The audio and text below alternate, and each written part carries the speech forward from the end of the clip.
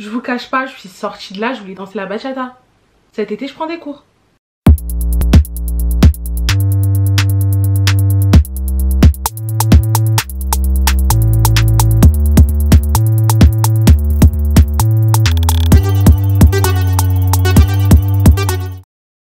Hey what's up guys, j'espère que vous allez toutes et tous très bien. Moi ça va. Aujourd'hui on vient pour parler de In the Heights, d'où l'on vient, sorti en France le 23 juin 2021 au cinéma. Ce sera une vidéo sans spoilers.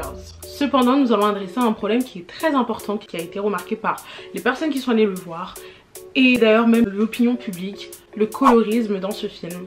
On va voir ça en détail après. Dans une première partie on va parler d'abord du film, juste en le critiquant, puis on va parler de cet aspect coloriste qui est très important. Je me voyais pas faire cette vidéo sans en parler parce que c'est quelque chose qui a été évoqué et à juste valeur en plus.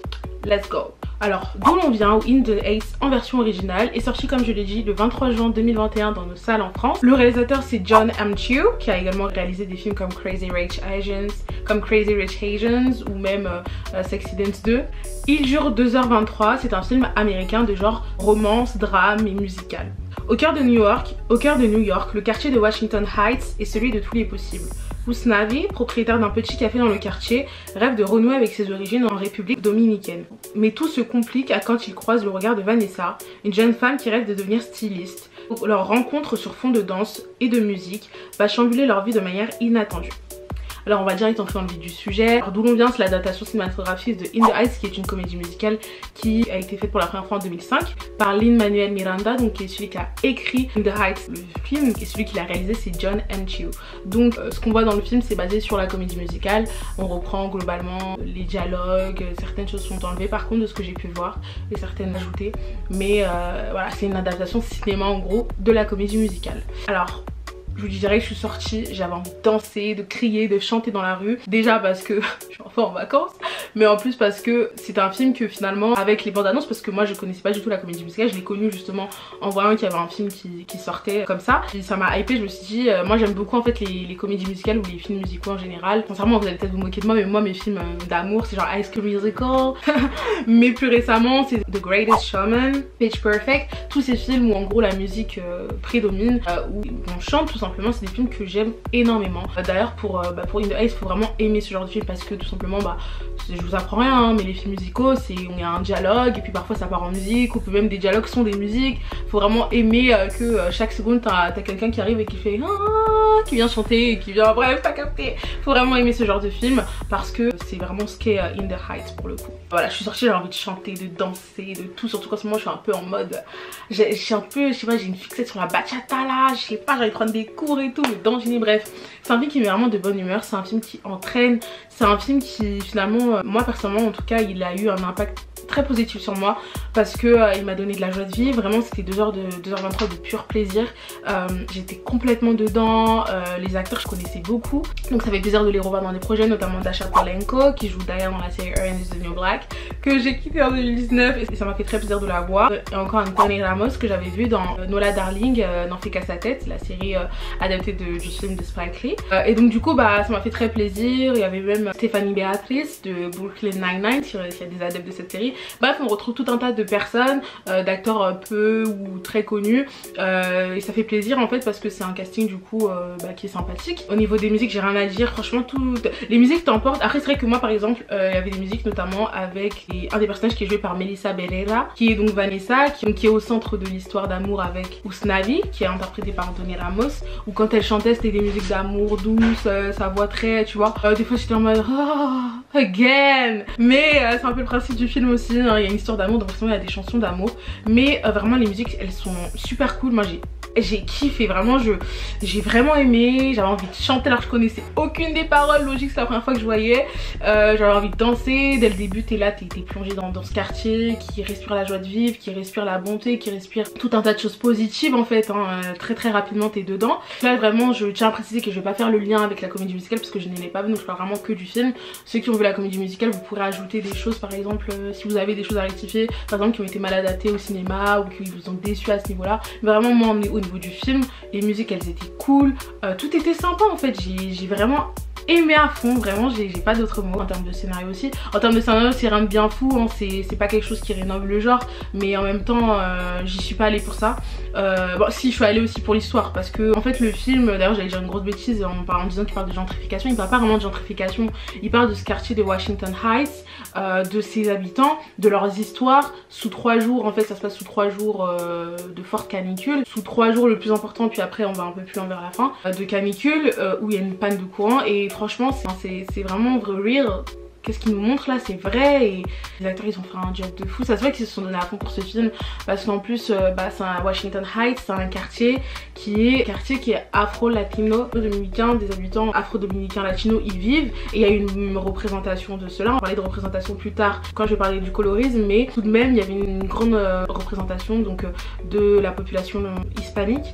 Et c'est très beau, franchement, s'il y a des hispaniques qui passent par là, dites-moi si vous vous êtes senti représenté, ou du moins vous vous êtes senti célébré, du moins, parce que je trouve qu'en termes de célébration de ces différentes cultures dans le quartier de Washington Heights, c'est très intéressant. De plus, il faut savoir que le réalisateur a fait pour choix d'inclure justement les vrais habitants de Washington Heights dans le film, donc c'est intéressant à voir aussi, ils sont là. Et vraiment les scènes de danse, il y a eu un réel travail au niveau de la chorégraphie, des chansons, de la mise en scène en fait, et vraiment c'est un truc que j'ai aimé voir, et je sens qu'ils sont dedans, les acteurs et les actrices ils sont dedans, ils sont à fond, et franchement ça fait plaisir à voir en fait. C'est un film qui donne du peps, que je trouve bien rythmé.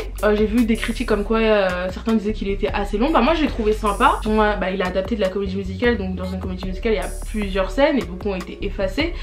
Donc là je me dis que en vrai pour ce qu'ils ont laissé c'était bien. Et non franchement moi j'ai aimé. Mais franchement je ressors de ce film avec un avis plutôt très positif. Et il m'a fait explorer, il m'a fait découvrir. J'ai trouvé très bien en fait, vraiment.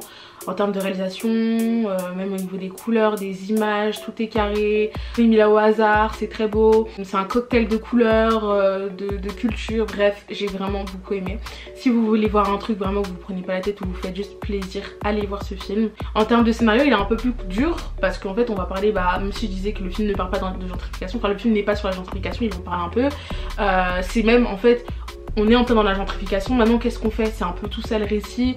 On va parler des problèmes avec les immigrants, ils font renvoyer du sol américain, des communautés minoritaires, du racisme, mais c'est pas vraiment un point important, mais c'est un point on va dire forcément qui découle de ce qui arrive dans ce quartier.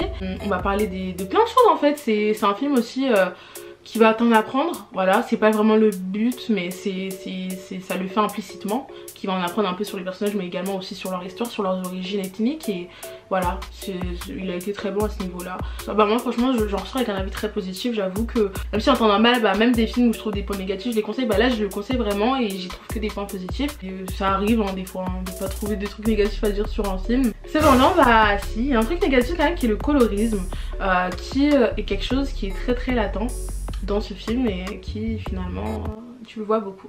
On va continuer. Donc le colorisme, j'en ai fait une vidéo très détaillée qui est plutôt j'avais pratiquement tout dit avec différents exemples où j'expliquais le colorisme, donc je vous le mets là ou là, le petit i. Donc je reviendrai pas en détail dessus, je vous explique ce qu'est le colorisme. Donc le colorisme c'est tout simplement la discrimination basée sur les différentes teintes de peau, c'est à dire qu'une personne plus claire, si on prend la communauté noire, une personne plus claire sera beaucoup mieux traitée, beaucoup mieux perçue, subira beaucoup moins de discrimination qu'une personne plus foncée. Je vais vous mettre les couleurs, voilà un peu à quoi ça ressemble. Je vais parler en termes de shades, donc de teint. Je vais utiliser beaucoup de termes anglais, je préviens, et je vous fais la traduction dès maintenant. Donc de shades et dark skin, light skin, medium skin. Donc dark skin people, les dark skin people sont les personnes qui ont la peau noire foncée.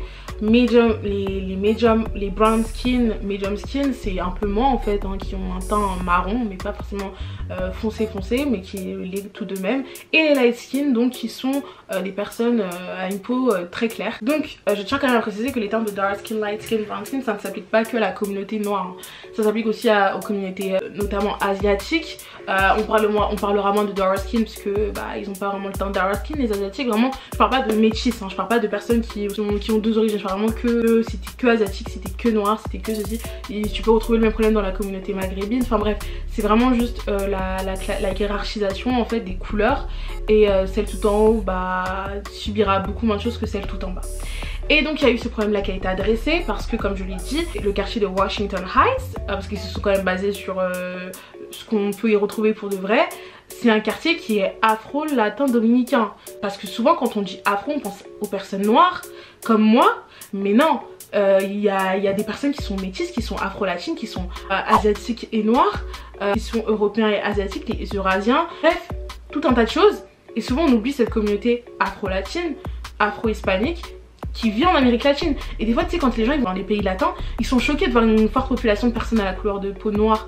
Mais si en fait, parce que justement il y a un manque de représentation fou à ce niveau là, dans les médias, dans les films, dans les séries, dans plein de choses, qui fait que même en fait la réalité, en fait quand tu vas sur le terrain tu te rends compte que purée, mais en fait tout ce que j'ai vu ma vie c'était faux. Et il suffit juste d'un peu d'éducation, de regarder un peu, de s'intéresser sur les différentes communautés pour te rendre compte que oui, et les Dominicains sont une communauté qui est à très forte majorité noire, à la couleur de peau noire. Voilà, parce que on a tendance à croire que oui, les personnes hispaniques sont claires de peau ou sont basanées ou mat, non. Non, c'est pas que ça. Et en fait, on a tendance à oublier que oui, les afro-latinos existent.